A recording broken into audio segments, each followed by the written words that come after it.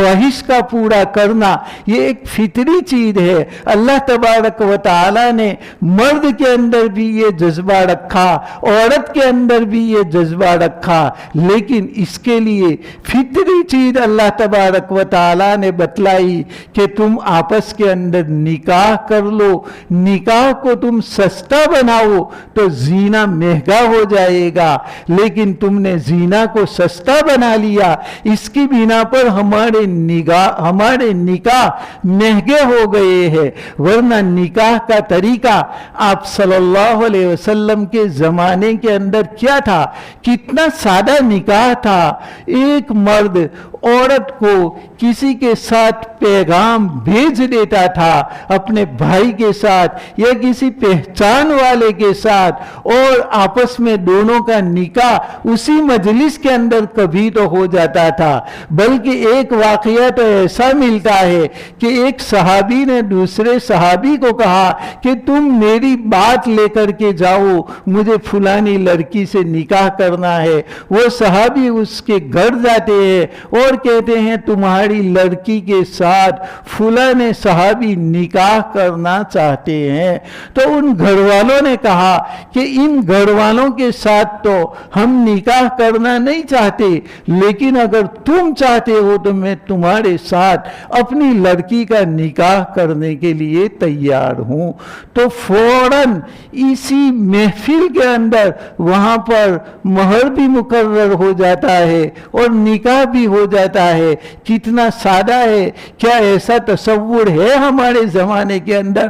कितना सस्ता निकाह था। वो सहाबी बाहर गए तो वो तो इनके दोस्त तो इजाजत चाह रहे थे, वो पूछ रहे थे कि भाई क्या हुआ, तो इनको शर्म आई। कहा भाई शर्म क्या है, बात तो बतलाओ। तो उन्होंने कहा कि बड़े शर्म की बात है, मैं तो तुम्हारी बात लेकर के गया था, लेकिन इन घर वालों ने मेरे साथ निकाह करा दिया। तो सहाबी रज़ी अल्लाह तआला अन्हु बुरा नहीं मानते, इनको गले से लगा लेते हैं और कहते हैं कि ये तो मेरी गलती थी कि जो औरत अल्लाह ने तेरे मुकद्दर के अंदर लिखी थी, मैंने तेरे ही साथ इनका पैगाम भेजा था। तू खुश हो जा, मैं तुझे मुबारकबाद देता हूँ। इतने आसान हमारे निकाह थे, इसलिए जीना ये बहुत ही ज्यादा महंगा था।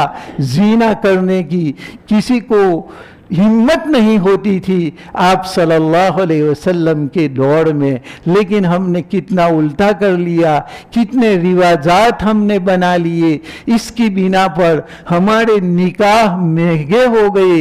बेचारी लड़की को फिक्र होती है कि किस तरीके से हम इसकी जनस का सामान करेंगे, हम किस तरीके से लड़की के लिए हम सोने वगैरह के दागीने बनाएंगे, किस तरीके से हम 15-20 जोड़ कपड़े लेंगे।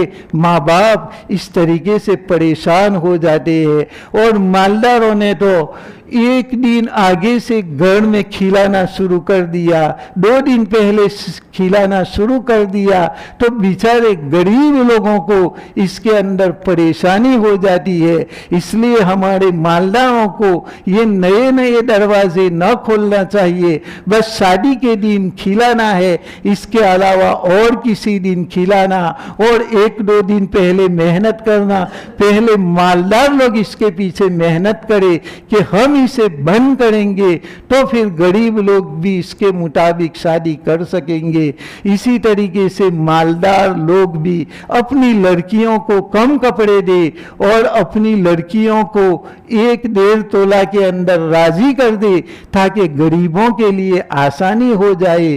तुम्हें अगर देना है तो तुम्हारी लड़की पूरी जिंदगी के लिए है, लेकिन रिवाज के नाम पर तुम एक भी पैसा मत दो और निकाह को तुम आसान बनाओ।